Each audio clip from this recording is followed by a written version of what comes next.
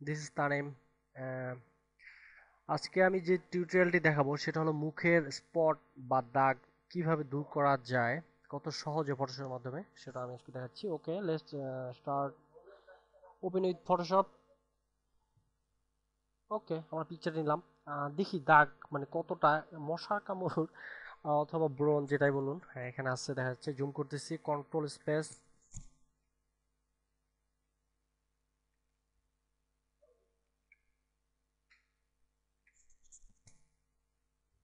হ্যাঁ, আমরা দাগটা ক্লিয়ার ভাবে দেখতে পারতেছি। ওকে, দাগ দূর করার মূল আহ, বা প্রধান সিস্টেম যেটা হলো আমরা মেইনলি ইউজ করি সেটা হলো স্পট ব্রাশ টুল। ওকে, ফার্স্ট আমরা এই ব্রাশ টুলটি সিলেক্ট করে নিই।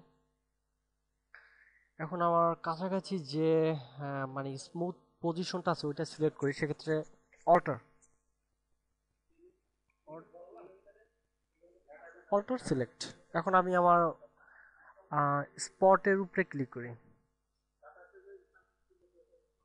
আমরা দেখতে পাচ্ছি স্পটগুলো নাই।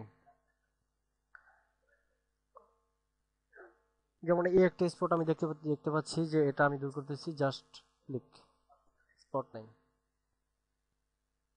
সেম ওয়েতে আপনি অনেক কাজ করতে পারেন,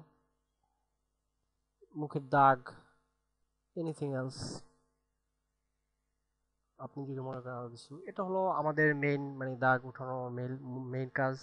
সেক্ষেত্রে আপনার মানে ক্রিটিক্যাল জায়গা যেটা হলো মনে করেন যে দুই ভ্রুর মাঝে বা নাকের উপরে কোনো দাগ থাকলে সেক্ষেত্রে আপনার খুব সাবধানে সিলেক্ট করতে নিতে হবে। সেক্ষেত্রে আহ, আর না দেখা যাবে যে ওভারল্যাপিং হয়ে যাচ্ছে। যেমন আমি যেটা দেখাচ্ছি যে আমার চোখের উপরে যদি আমি ইচ্ছা করি এই দাগটা তুলে ফেলতে, সেক্ষেত্রে এইভাবে ক্লিক করি, সেটা কিন্তু হচ্ছে না, দেখা যাচ্ছে ওভারল্যাপ হয়ে যাচ্ছে সাইড কালার। সেক্ষেত্রে আপনার জাস্ট ফ্রি স্পেসে যে দাগগুলো থাকে এগুলো খুব স্মুথলি উঠানো যায়।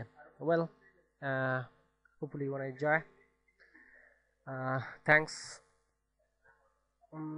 Any question, any problem, you can contact with.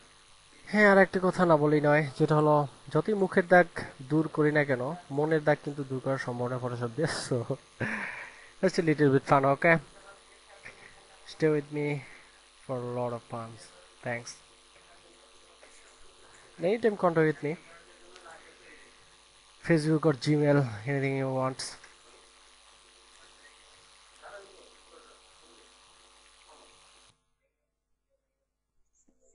Cool. Thanks once again. See you next time and stay